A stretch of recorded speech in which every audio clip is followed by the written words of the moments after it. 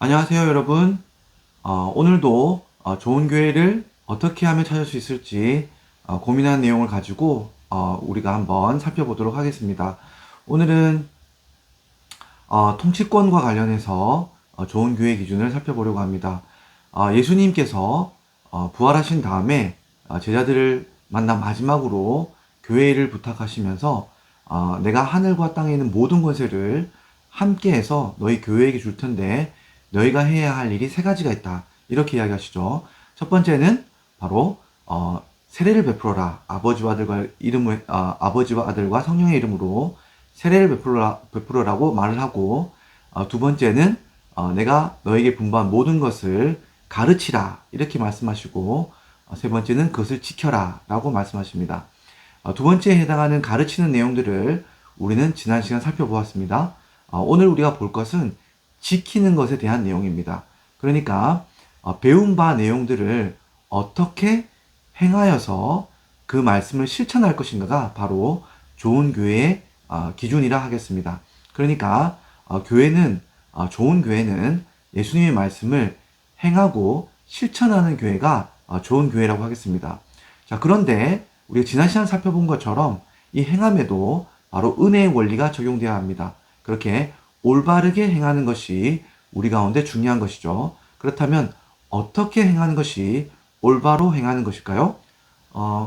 첫 번째 우리가 봐야 할 것은 은혜는 반드시 행함이란 열매를 가져온다는 것입니다. 그러니까 예수님께서 눈먼 자 혹은 나병에 있는 환자들이 와서 뭘 하길 원하느냐 내가 널 위해서 라고 물어보셨을 때 그들이 낫기를 원합니다 라고 했을 때 예수님이 그 믿음을 보고 나중에 낫게 해주겠다 혹은 믿음이 좋으니까 됐다 라고 말씀하신 것이 아니라 반드시 실제 나음으로 그 열매가 드러났듯이 예수님의 은혜는 반드시 행함이라고 하는 나음이라고 하는 열매를 맺게 되어 있다는 것입니다. 그러니까 좋은 교회는 말씀을 듣고 그 열매로 그 일을 이루어가는 사역들이 활발한 교회라고 하겠습니다. 그래서 교회는 분명히 말씀도 열심히 듣고 그리고 기도회도 열심히 하는데 교회 사역이 전혀 활발하지 않는 교회가 있다라면 그 교회는 지금 온전한 은혜 가운데 있지는 않다. 이렇게 볼 수 있는 것입니다. 두 번째로는 그렇지만 이 행함을 바로 은혜로 보아서는 안 된다는 것입니다. 그러니까 은혜는 행함을 낳지만 행함이 있다고 해서 바로 은혜가 있었다라고 단정해서는 안 된다는 것입니다. 예를 한번 들어볼까요? 어떤 교회가 열심히 사역을 하고 전도도 많이 하고 어떤 교회가 정말 많은 사람들이 모이는데 거기에 은혜가 없을 수 있다는 사실들을 우리는 분명히 알아야 합니다. 이단들에게도 많은 사람들이 모이고 사역은 활발하죠. 근데 거기에 하나님의 은혜가 있다라고는 말할 수 없습니다. 그리고 어떤 교회에 많은 사역들, 전도를 많이 한다고 해서 그 교회가 참 은혜로운 교회다라고 우리는 단정 지어서는 안 되는 것입니다. 오히려 이 행위가, 이 열매들이 은혜에 기반하고 있는지를 살펴볼 필요가 있습니다. 먼저 말씀에 기반하고 있는가? 말씀을 들어서 행하는 것인가? 그리고 이 말씀의 동력이 은혜를 받은 성령님으로 말미암은 것인가? 마지막으로 이 행위의 목적이 하나님의 영광을 위한 것인가?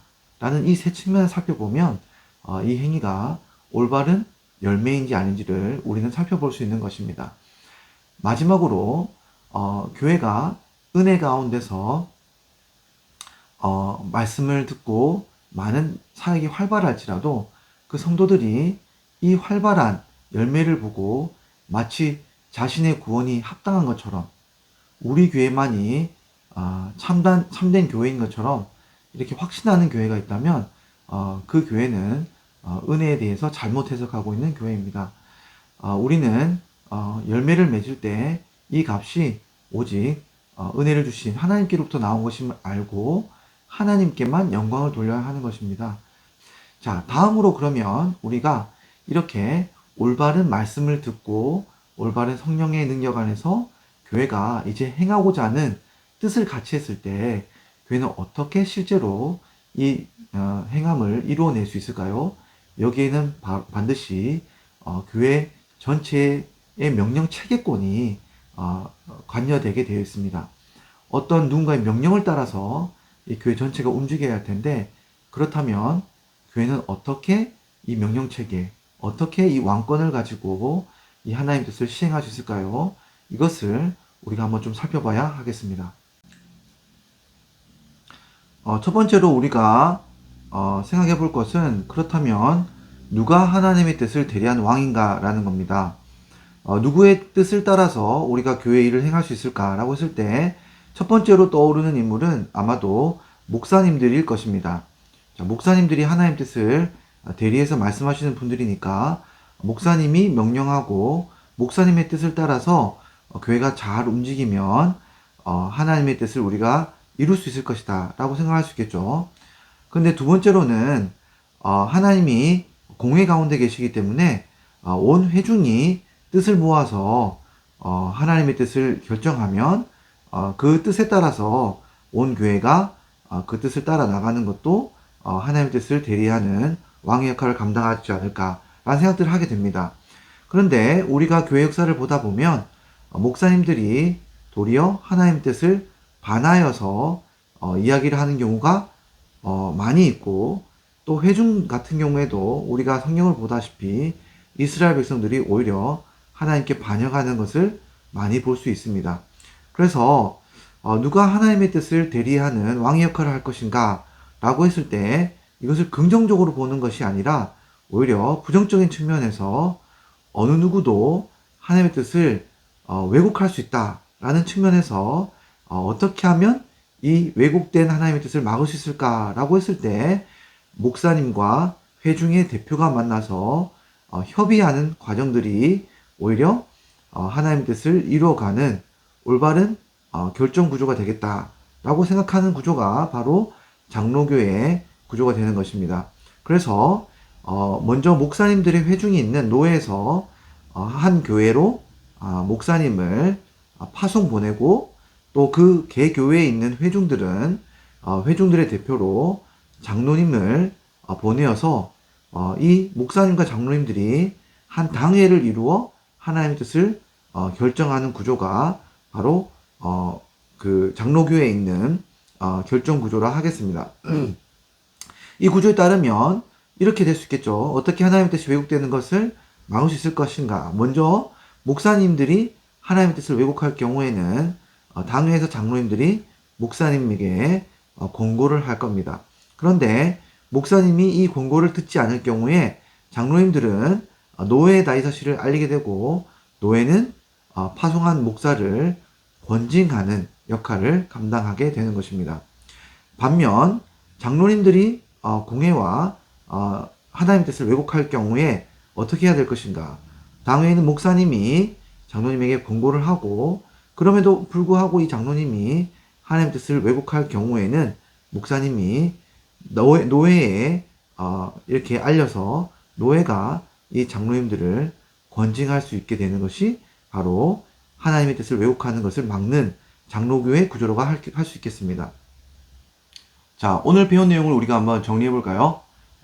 올바로 된 교회라고 하는 것은 바로 하나님의 말씀을 이루는 교회가, 행하는 교회가 바로 좋은 교회입니다.